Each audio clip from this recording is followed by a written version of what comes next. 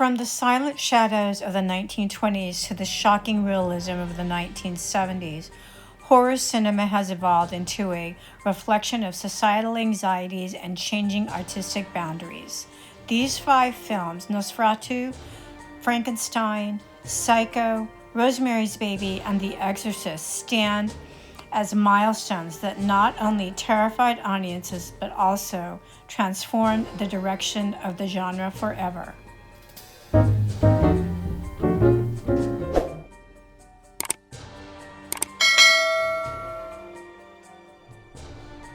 Hi everyone, and welcome to today's this week's bonus video. Since it's Halloween, I thought I'd do a bonus video on horror movies that changed everything. And I go way back, starting with one of the very first horror movies ever made in Hollywood, all the way up to what I consider to be probably the most terrifying horror movie of all time. We're going to be talking about Nosferatu, which is from the 1920s, Frankenstein, Psycho, Rosemary's Baby, and of course, The Exorcist. So stay tuned and find out why I feel these 5 horror movies deserve attention, because they changed everything that came after them. Nosferatu, A Symphony of Horror, is one of the earliest and most haunting expressions of film as an art form. An unauthorized adaptation of Bram Stoker's Dracula, it introduced Count Orlok, a skeletal, fat, rat-like figure whose monstrous visage diverged from the romantic image of the vampire and established the creature as a symbol of disease, death, and the unknown, emerging from post-World War I Germany, the film's expressionist style. It distorted shadows, gothic landscapes, and unnatural movements mirrored a nation's trauma and the fear of a contagion. Nosferatu pushed the boundaries of what visual storytelling could achieve.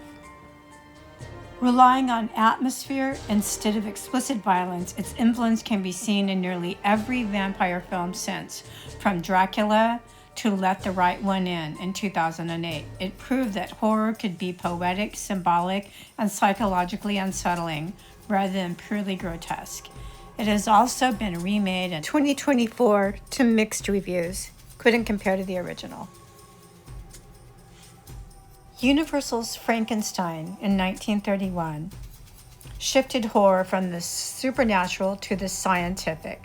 The image of Boris Karloff's misunderstood monster, a creation pieced together from corpses and brought to life by human ambition, became an enduring metaphor for mankind's hubris. At the dawn of modern technology and the Great Depression, audiences found themselves both frightened and fascinated by the idea of science overreaching its moral limits.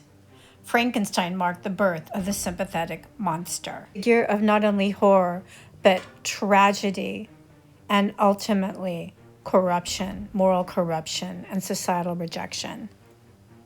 This film was considered so terrifying during its time that people actually ran screaming from the theaters. That's the cultural impact it had. People were ultimately left asking, who was the real monster in this story?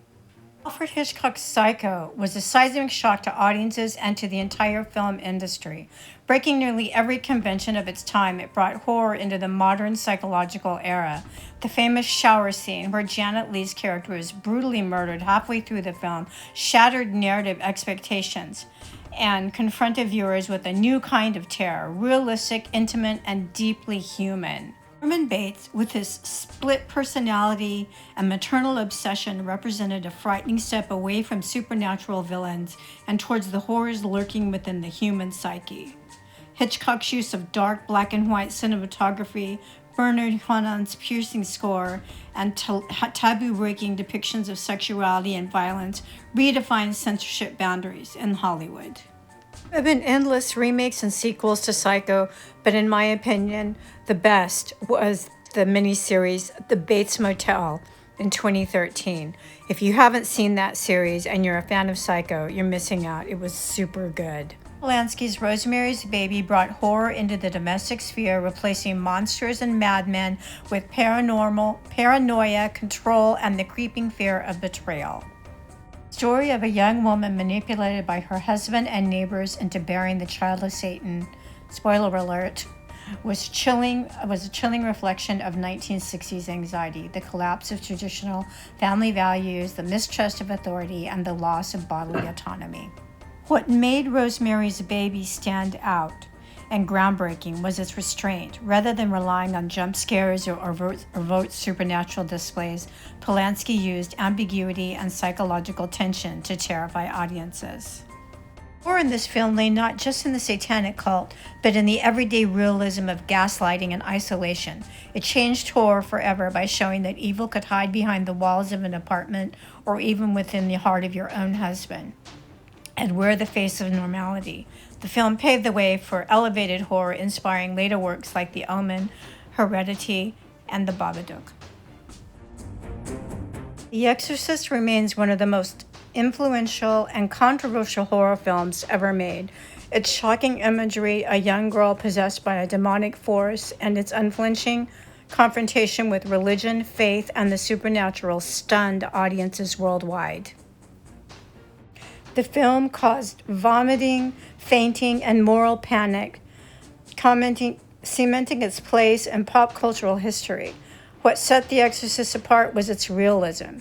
The slow burn, documentary-style camera work, and intense performances grounded the unthinkable in a believable world. There are scenes in The Exorcist that I can't believe were actually allowed in a movie at all.